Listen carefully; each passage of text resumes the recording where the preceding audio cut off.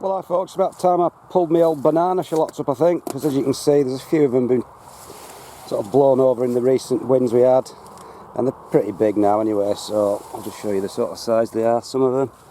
I'll just try and yank this one out. So I mean they're big enough for me now those, so we'll get a few of these lifted up. I'll show you the whole crop and show you what I end up with, and I'll just sort of explain how I dry them out, the process I do. So they look decent enough, some of them. So I'll just tease a few out and see what we've got. Couldn't be easier to grow really these. I just grow them in modules, as you've seen.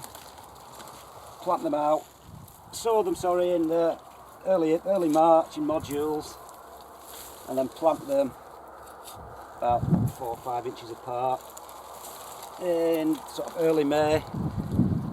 And then really they just seem to look after themselves. There's no specific pests I've noticed with them. They tend not to go to seed. And you get some nice shaped bulbs that store really well. So I'll get all the rest of these up and put them in a pile and see what sort of amount we've got. So that's them all up now folks. There must be, well, I planted 30 odd in a row, 3 rows, so there's about 100. So that's the sort of size you can get usually, decent size, but the average ones this year are probably about that size.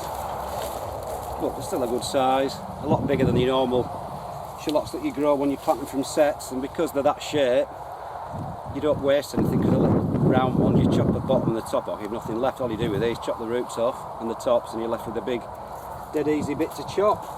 So while the way I'll store these is exactly the same way as with the garlic. Take them to the greenhouse, or I would put them in the polytunnel and just store the whole thing with the leaves on and the roots on until it all shrivels up. That might take until about October time, and then it'll all shrivel up, and then I'll just snip the tops off and the roots. And these again will store for about 6 months, and I never usually have any problem with them going to seed, starting to rot in store or anything. So the variety of these are Zebrunne, or the generic term is banana shallots really. So if you want a decent crop of shallots like this, just try some Zebrunne or banana shallot seed, sow them in early March, plant them out in May, and just leave them to look after themselves, and you should get a decent crop, because I've always found them pretty idiot proof. So that's this year's banana shallots pulled up. Not a bad crop.